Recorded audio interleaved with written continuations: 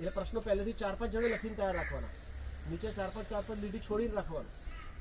ધારો કે તમે એમને એવું પૂછ્યું કે ભાઈ હું જોઉં છું કે તમારે ઘણા બધા કામ કરવાના આવે છે, કેટલાક કામ તો મને દેખાય છે કે તમે જુદી જુદી વસ્તુઓ દુકાનમાં ગોઠવીને રાખો છો, ગોઠવણી કરવાની થતી હશે, સફાઈ કરવાની થતી હશે, બીજા કયા કામ દુકાન ચલાવતી વખતે કરવાના થાય.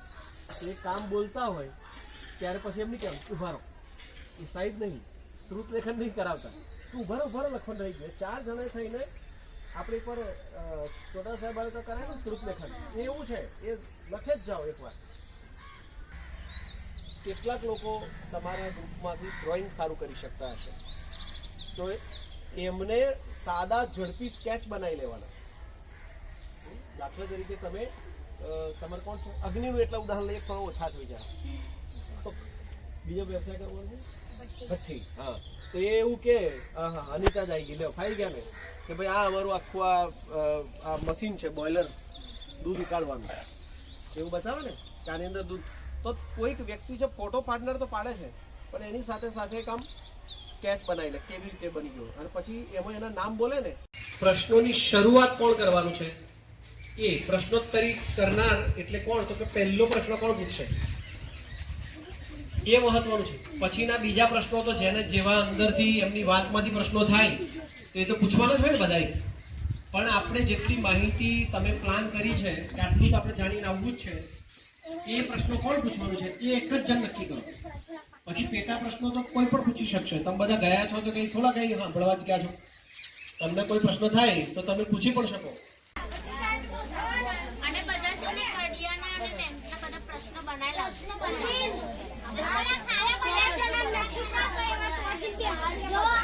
એટલે તમારા ગ્રુપની ફોટોગ્રાફી તો તમને કહી તે પ્રમાણે તમારે જ કરી લેવાની છે. અમારું કામ માત્ર એવું હશે કે તમે જે પ્રકારે વાતચીત કરતા હશો તો તમે ફોટોગ્રાફી પણ જે કરતા હશો એ ફોટોગ્રાફીની પણ ફોટોગ્રાફી કરવી.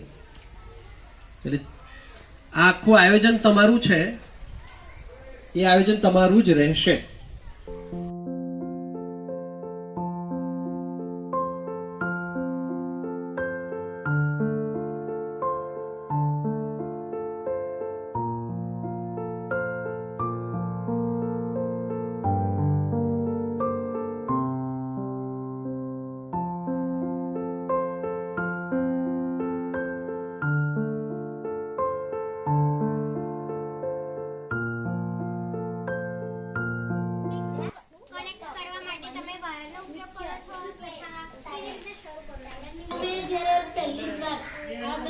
શરૂઆતમાં આ કર્યું ત્યારે તમને ચિંતા એટલે કેવા વિચારો મનમાં આવતેલા કે ઓર્ડર આવશે? તમે આ વસ્તુ લાવવા ક્યાં ગયા હતા? આ વસ્તુ લાવવા માટે ડીજે મતલબ કોઈની મદદથી કરો છો કે? હા, મદદ તો કરે. જો વસ્તુ એક્સપાયર થઈ ગઈ હોય તો ડીજેના તમારા સ્પીકર છે કેટલા જીબી ના રાખો? આ કરવામાં કેટલા મંડપનું કામ કરવામાં કેટલા લોકોની જરૂર પડે? નામ આપા તમે કંઈક ભૂલ થઈ જાય, સાલ ઊંધો બંધ જાય, ગમે તે કંઈક ભૂલ થઈ તમે શું કરો? જ્યારે તમે આ કામ શરૂ કર્યું ત્યારે તમને કેવું લાગ્યું? શું તમારા મનમાં કેવા વિચારો હતા? આ કામ કરવા કોને સાથ આપ્યો હતો તમે? આ બધી વસ્તુ લાવવા કેટલો ખર્ચ થયો? આ વ્યવસાયમાં તમને મજા પડે છે? આ વ્યવસાયમાં મજા તો આવે છે. કમ્પ્લીટ કરતા કેટલો દિવસ લાગ્યો હતો? એટલે સેટ કરતા તમને આ વ્યવસાય કરવાનો ક્યારે વિચાર આવ્યો હતો? તમે જે વ્યવસાય કરો છો તેમાંથી તમને કેવી આઈટમ બનાવો છો? આ વ્યવસાય કરી એમાં તમને આ જે વ્યવસાય શરૂ કર્યો તે ગામમાં કેવું વર્તન જોવા મળ્યું હતું? આ વ્યવસાય જ્યારે તમે બહાર જાઓ ત્યારે આ ખાવાનું પણ જ્યારે બહાર જાય તમે વાનગી બનાવવાની પ્રક્રિયા કરો? તમે ઓર્ડરમાં છો ત્યારે ધારો કે દહીંનો ઓર્ડર લીધો તો તમે તો સમયસર પહોંચી જશો? સમયસર પહોંચવું તો પડે ને, આપણે ઓર્ડર લીધો હોય તો. અને ભાઈ ના પહોંચે તો તમને કેવા બોલશે? બોલે તો ખરા જ ને. ટાઈમ જ પહોંચે તો ના, કોઈ વખત એવું બન્યું નહીં. તમે ડીજે લાવ્યા અને એની પહેલા તમારો ડીજે ન હતો અને જ્યારે લાવ્યા ત્યારે એની બંને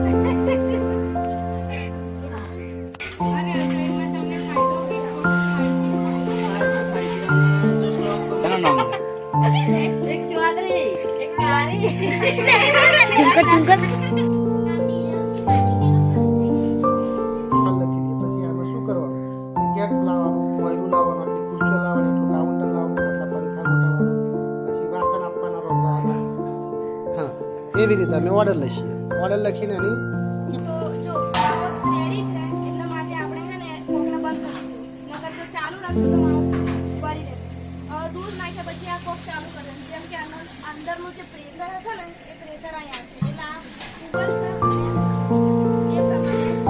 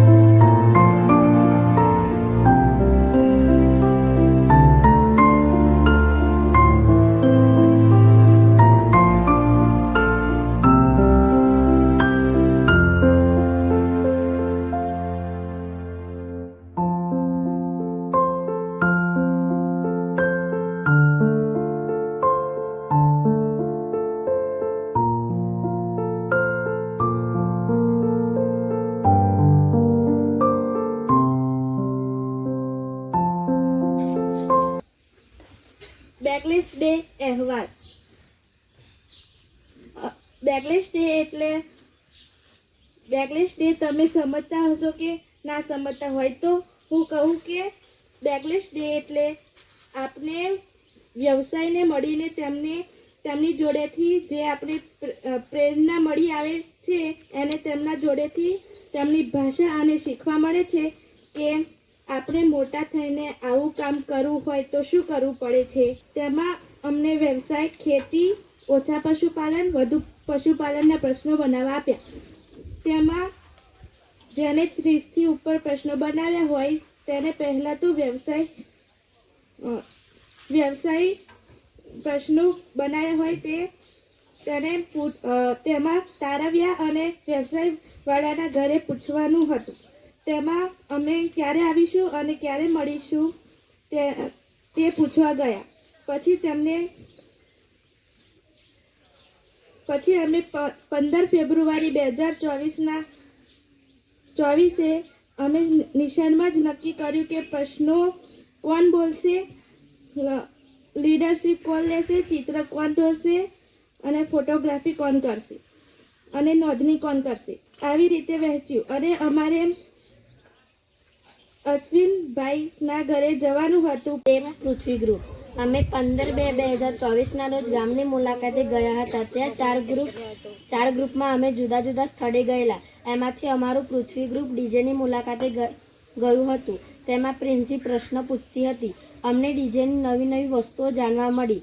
તેના પ્રકાર કેટલા હોય તેમાં તેના ડીજેના સાધનો જેમ કે ટચ, લાઇનરી, 4 base, silent, power amp, disco light, laptop, crossover, mixer machine વગેરે ડીજેના સાધનોના પ્રકાર જોવા મળ્યા. તેના અમે ચિત્ર ચાર્ટ પણ બનાવ્યા. જ્યારે મનોજ કાકા અમારી સાથે વાત કરે ત્યારે દેશી ભાષા જેમ કે લગભગ ટીકામાં નફો પડ્યો હતો.